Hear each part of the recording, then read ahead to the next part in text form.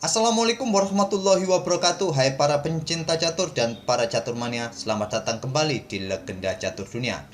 Sore ini kita tidak akan melihat permainan Wesley So yang kalah dari Daniil Naroditsky tadi malam, tapi kita akan mengulas game dari pemimpin klasemen Vladislav Artemiev. Performa Artemiev di dua matchday terakhir kawan cukup menjanjikan. Sementara Artemiev memimpin klasemen di matchday kedua tadi malam, menggeser posisi Levon Aronian. Dan game yang admin pilih ini adalah saat Artemiev melawan Awonder Liang, pecatur muda asal Amerika Serikat. Tapi sebelum kita mulai permainannya, seperti biasa, coba kita bandingkan profil kedua pemain ini kawan. Artemiev saat ini menempati ranking ke-37 dunia. Berasal dari Rusia, usianya sekitar 23 tahun, mempunyai elo standar 2704, elo rapid 2757, dan elo blitz 2783. Sedangkan lawannya Awonder Liang berasal dari Amerika Serikat, usianya cukup muda kawan, sekitar 18 tahun, seusia dengan Alireza Firosa, menempati ranking ke-280, elo standarnya 2587, elo rapid 2397 dan elo blitz 2379. Dan kita sekarang ke permainannya. Di sini Vladislav pegang hitam, Awonder Liang mengawali permainan dengan pion E4 dibalas dengan pion E5. Kita menemui permainan Ruy Lopez kawan di sini, gajah B5, pion A6 Morphy defense, gajah mundur ke A4. Sekarang pion D6 bermain dengan variasi stand defense, dan Awonder Liang melakukan rokade di langkah kelima, dibalas Artemiev dengan langkah gajah ke D7, menutup pimpinan dari gajah putih.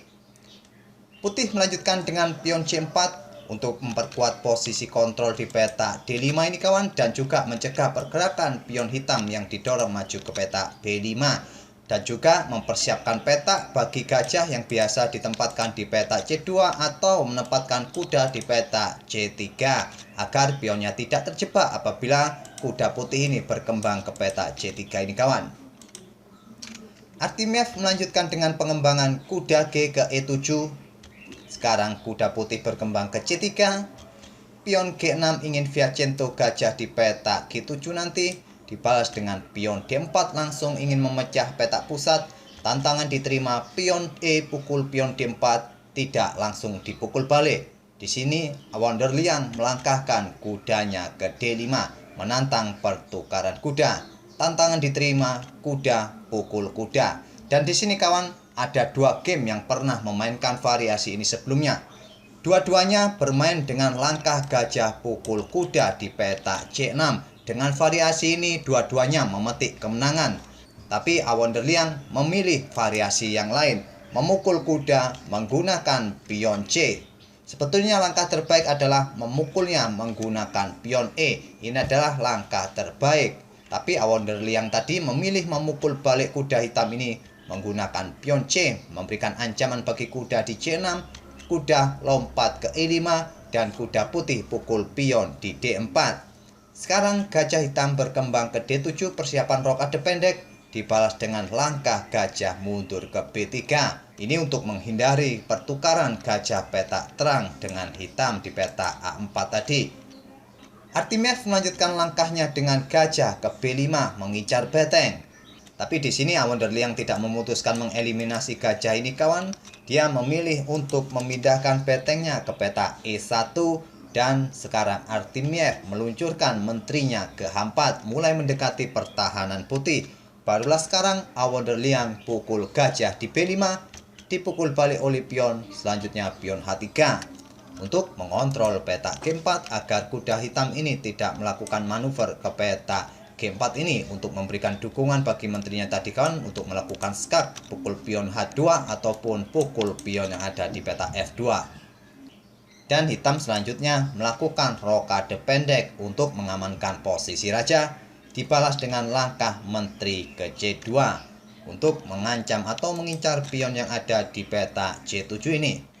Ancaman terhadap pion C7-nya kawan dibiarkan begitu saja oleh Artemiev. Dia tidak berusaha untuk mendorong pionnya ataupun membackup-nya menggunakan beteng.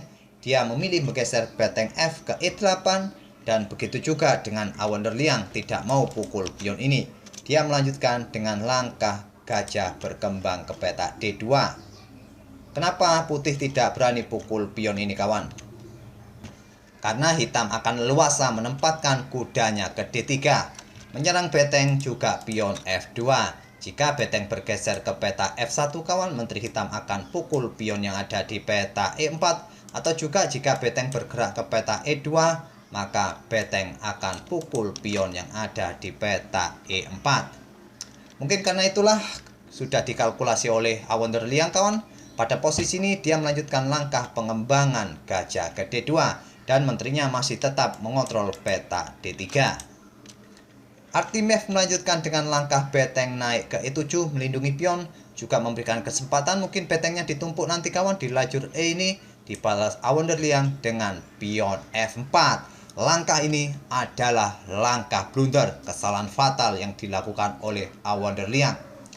Silakan pause video ini untuk beberapa detik kawan dan coba temukan langkah terbaik hitam pada posisi seperti ini untuk meluncurkan serangan yang cukup merepotkan bagi putih.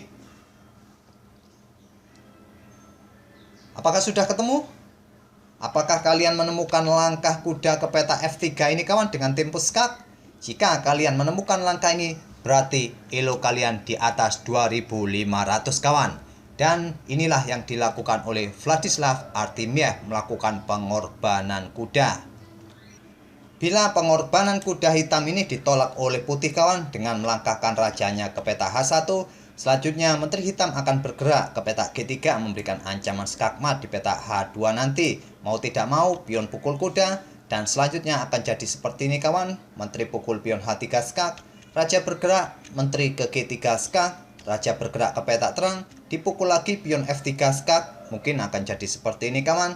Tapi bila pada posisi seperti ini, bila raja putih bergerak ke peta F1, selanjutnya kuda bisa saja pukul beteng yang ada di peta E1, atau gajah hitam mungkin akan bergerak ke peta D4 untuk memberikan dukungan skakmat.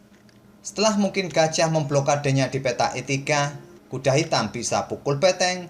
Selanjutnya dipukul balik oleh beteng putih, gajah pukul gajah, dipukul balik oleh beteng putih dan menteri pukul pion F4 skak, ditutup mungkin dengan menteri di peta F2 dan beteng hitam pukul pion yang ada di E4, hitam akan menang kualitas perwira. Pada game aslinya kawan, pada posisi seperti ini, Awonder Liang menerima pengorbanan kuda hitam, pion pukul kuda. Selanjutnya menteri hitam ke G3 skak, raja ke H1, menteri pukul pion skak, raja ke G1, menteri ke G3 kembali skak, raja kembali ke H1, menteri pukul pion skak, raja ke H2, dan sekarang beteng A digeser ke E8. Untuk memberikan dukungan bagi menteri juga beteng satunya kawan untuk menyerang pion yang ada di peta E4 ini, Awonder Liang pun merespon dengan langkah pion didorong maju ke E5. Ini merupakan langkah yang kurang akurat kawan. Dan di sini Artimiev kembali membuat gebrakan pengorbanan gajah pukul E5. Dan di langkah berikutnya siap pukul pion F4 ini dengan tempo skak kawan. Setelah dipukul balik oleh gajah, dipukul balik oleh menteri tetap skak dan disusul dengan serangan dua baterai dari betengnya. Pada posisi ini Awonder Liang mencoba melangkahkan menteri ke peta E4 dan sudah tidak bisa dibendung lagi oleh putih kawan. 8 langkah lagi akan terjadi skakmat. Setelah Artimiev pukul pion F4 ini, Awonder Liang menyerah di langkah ke-25.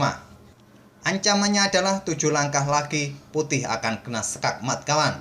Tapi jelas terlihat di sini beteng hitam sedang mengancam menteri putih. Tapi bila gajah hitam ini dipukul oleh menteri kawan, selanjutnya akan memberikan peta bagi beteng hitam untuk bergerak ke peta E2 ini. Beteng ke E2 skak, dipukul oleh beteng putih. Beteng pukul beteng skak, raja hanya bisa bergerak ke G1 dan menteri ke G2 skakmat. Tapi jika pada posisi seperti ini, gajah hitam ini dipukul menggunakan gajah kawan, selanjutnya menteri putih akan dipukul oleh beteng hitam. Beteng pukul beteng, dipukul balik oleh beteng hitam. Dan selanjutnya akan memberikan ancaman skak di peta E2, nanti diikuti menteri ke peta G2 skakmat.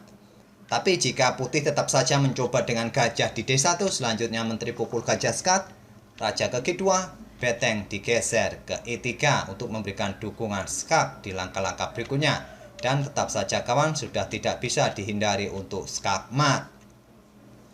Sebuah langkah-langkah yang cukup berani dan cukup beringas dari Artimiev ini kawan, memanfaatkan langkah-langkah yang kurang akurat dari Awonder, mengorbankan kuda, mengorbankan gajah untuk merusak pertahanan Raja Putih dan akhirnya mendapatkan kemenangan di langkah ke-25. Semoga permainan cantik dari Artimiev tadi bisa menghibur kawan-kawan di sore ini dan kita akan bertemu di video-video berikutnya. Terima kasih. Wassalamualaikum warahmatullahi wabarakatuh.